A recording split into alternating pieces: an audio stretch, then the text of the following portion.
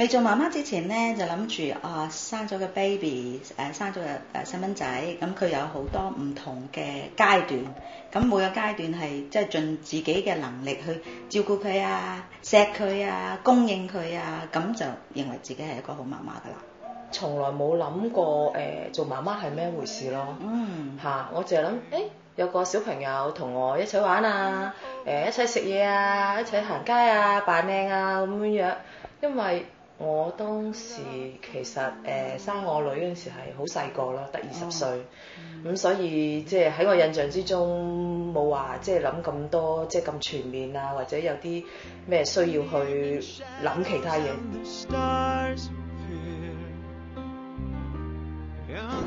咁生 Justin 之後咧，咁就覺得個責任好大啦。喺 baby 嘅時候要湊佢啦。咁最記得咧就係 Justin 喺18個月大嗰陣時候咧，就開始有 asthma。咁嗰陣時真係好辛苦，自己又要翻工，咁又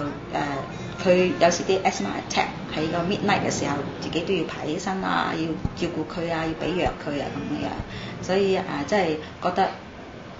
嗰陣時覺得真係做媽媽唔係話咁簡單咯。生完 Michelle 之後，我發覺原來真係即係好似你所講，做媽咪真係唔簡單咯。以前就以為淨係即係同佢玩啊，同佢成就 OK 啦。咁因為我好多即係仔仔同我一齊大，咁諗住係好簡單回事。但係原來到自己湊自己嘅小朋友嗰陣時候咧，會覺得哇，原來係一份 24/7，係冇病假冇年假嘅工作嚟嘅喎，即係無論你係幾攰啊，或者自己唔舒服都好啦，即係你都要去即係照顧住自己嘅小朋友啦。當然而家即係佢大個咗，就唔需要擺咁多時間啦，但係就好唔同咯嚇，即係同自己淨係諗住同佢玩下就得，係完全兩回事嚟咯。對於我自己嚟講，最挑戰其實就係 Michelle 佢7歲嘅時候，爸爸已經過咗身。咁所以對於我嚟講就係要真係做一個媽媽，同時亦都係要做一個爹哋。咁我有時都會同佢講，好坦白咁同佢講話，我覺得最難嘅就係話點樣攞嗰個平衡點咯。如果我管得佢太嚴嘅話，即係我好驚佢覺得我即係受咗約束，我係控制佢。但係如果我管得佢太鬆嘅話，佢會覺得媽咪都唔錫我嘅，都唔理我，唔 care 我嘅咁樣。所以喺呢一方面係即係比較困難啲咯。我記得有段時間咧 Justin 咧就同佢爸爸嘅關係唔係咁好，咁變咗我好多時都係要做中間人，要同佢哋傳話。咁到 Justin 咧信咗主之後咧，咁我哋即係或者學咗神嘅話語啦，咁變咗佢就會自己喺呢一方面同爸爸嘅關係咧就好咗，咁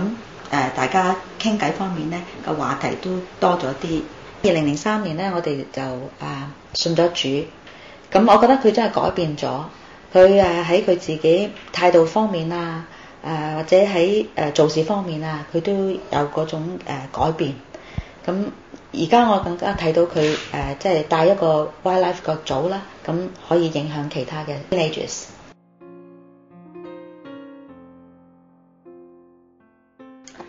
我覺得好祝福咯，即係能夠喺教會呢個大家庭裏邊，因為圍繞我身邊嘅姊妹，佢哋都有即係唔同年紀嘅小朋友一齊長大。喺我哋即係個分享途中裏邊咧，即係啲姊妹們咧可以即係俾到我佢哋嘅教養小朋友個經驗啦，同埋我哋亦都係分享即係神嘅話語裏邊教我哋應該點樣去教導我哋嘅小朋友。咁喺裏邊我哋知道真係原來我哋唔係自己一個人去行，而係真係有神同埋一大班姊妹喺身邊教導。無論我哋遇到啲咩問題，細佬哥又好，屋企裏邊嘅事情又好，我哋大家姊妹咧都走埋一齊，我哋會商量下或者諗下用乜嘢方法去解決呢啲咁嘅問題。咁更而家我哋會去禱告，向神去話俾神聽，我哋有一啲咁嘅問題，願神去帶領我哋去用咩方法去解決。